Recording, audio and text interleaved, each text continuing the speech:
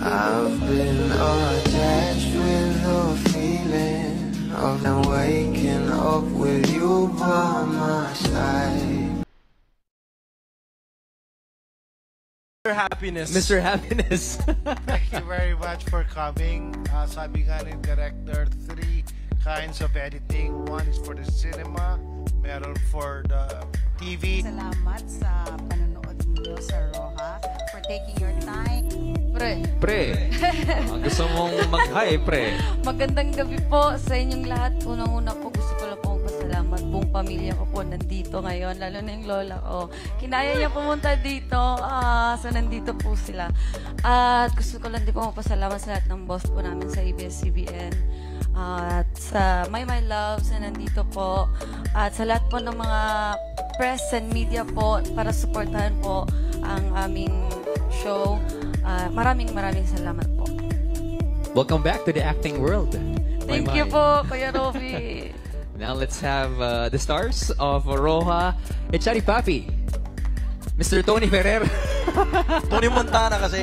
Tony Montana, okay. Kulang na lang puting pantalon eh. Oo nga. Palolo ka na ni Don.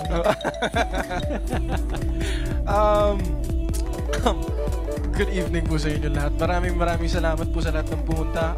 Matanong ko lang po, ako lang po ba nabitin dito sa napanood natin? Nabitin? Lahat! Yes, marami pa po kayong aabangan. Sa totoo lang, nung pinapanood namin ni Donnie, sabi ko, oo nga pala, nakunan natin yun, no? Uy, nangyari pala yun, no? Marami pa talaga mangyayari. So, hopefully, subaybayan niyo po kami. We have a lot more episodes to come. It's only 3. And yeah, super excited for you guys to see what else we worked on. Maraming salamat po. Maraming salamat for saying yes to this big project. And of course, Sir Donnie Pangilinan. First of all, Kuya Robs, maraming salamat Thank sa you, Kuya Robby. Alam mo, nagiging legit na tong press ko tsaka media ko na to kasi Robby Domingo nag-host. So maraming salamat. And then, I just want to say thank you to everyone here. It's really a huge opportunity and blessing for everyone here. Kasi nakita naman natin kung gaano kalaki yung production na to. And like Tito Joel said, we've worked really hard for you guys to see what you have now in front of you. So maraming salamat po sa lahat ng press. Sobrang laki pa ng tulong ninyo. And of course, our supporters over here. Thank you guys so much.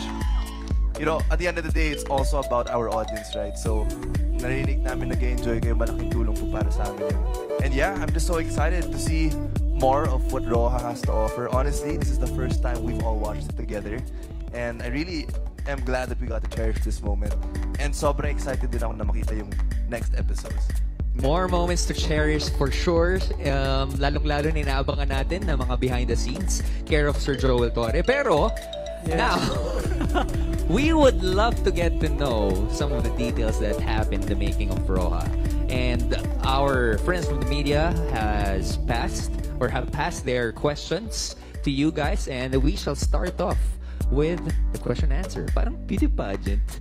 Okay, Sir Alan Sangkon from Stars Photog. I think he's here. Hi, Kuya Alan. He has a question for Donnie and Kyle, and his question goes, how do you prepare for your action scenes here? So far, ano ba yung pinakamatinding challenges you encounter doing this action teleserye? How do we prepare? Well, una sa lahat, I just want to say thank you, of course. We keep saying thank you again, but to Coach Erwin Tagle. Napagaling niya. He's really an actor's coach. He really helped us out throughout this whole process. Well, we didn't have as much time as we wanted pagdating sa training, pero masaya kami dahil tinulungan niya kami. He was there throughout the whole process. I feel like we were, towards your question po na how did we prepare, marami po kami mga training days. We had a lot of training and it didn't stop just sa studio niya. It also happened on set. May mga rest days po kami pero kailangan pa rin mag-training sa mga araw na yun. And I think more than anything, it was really ang pinaka-importante para sa amin was to mentally and physically prepare ourselves for this whole challenge, which was Roja. So aside from the martial arts, yung jiu-jitsu na training, tsaka arnis, or yung holding of a gun and how to fire it, one of the most challenging things for me was really the endurance and being sure that I was ready to go through those scenes over and over again kasi ilang takes yan, ilang angulo. First time ko gawin din to eh. I think Kyle has some action scenes already na shoot niya before. Pero ako kasi first time ko talaga na gumawa ng serye na yun talaga yung focus. So I really had to make sure na my body was prepared, and it really took a lot. Kasi hindi biro yung minsan makakall ka tapos hindi mo alam ganun pala kalaki yung action scene. So you really have to make sure that you're not running out of breath and you're ready for the next scene. Saka yun, katulad ng sinabi ni Direk, si Direk Raymond kanina na palaging tension yung hinahanap. And prone to injury. Prone to injury. Marami rin kaming naging maliliit na battle scars dito in a good way. Kasi part talaga ng characters namin. Yeah, just for the audiences to know, no? Direct, wala pong stunt double dito. Wala. Sila mismo talaga gumagawa ng mga... Meron naman May direct. mga parts lang na... Si Iggy Boy daw eh. May kailangan is Iggy Boy here rin? Oh, dumaretso na sa party si Iggy Boy. Okay. 90% sila yung nag-perform talaga. And kung may stunts man, special shot. Super like, special. For example, may mga drone shots na hindi na makailangan yung artista talaga. So, better double. Grabe yung effort na ginagawa nila. And I have to say, ang ganda nung Dreamscape synergy. We have seen the mentoring with Sir Coco Martin and also Jake Cuenca. Ang galing ng mentoring. Now, he has a question, si Sir Alan, for Maymay. The question is, this is your comeback acting project. Again, congratulations, May. Thank you po. Saan ka pinaka-excited sa paggawa ng action teleserye na ito? And memorable experiences behind the scenes mo sa paggawa nito?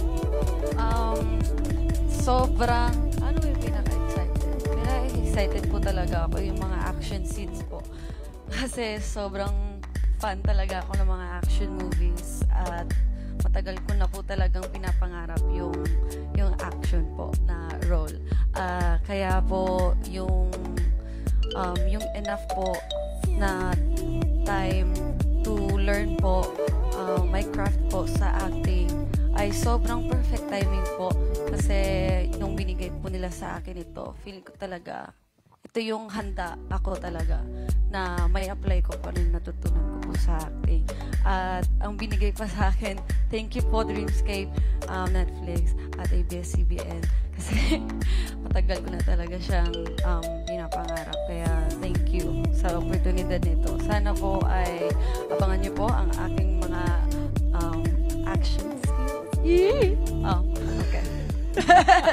Pre, relax. Kasi hindi pa pinapakita eh. Pero, the best. Okay. Guys. Ang dami naman nakuha doon, Maymay. Maraming salamat, pre. Thank you, pre. But congratulations, dreams do come true. Yes and po. thank you for saying yes to this project as Opo well. naman. Yes po. Okay.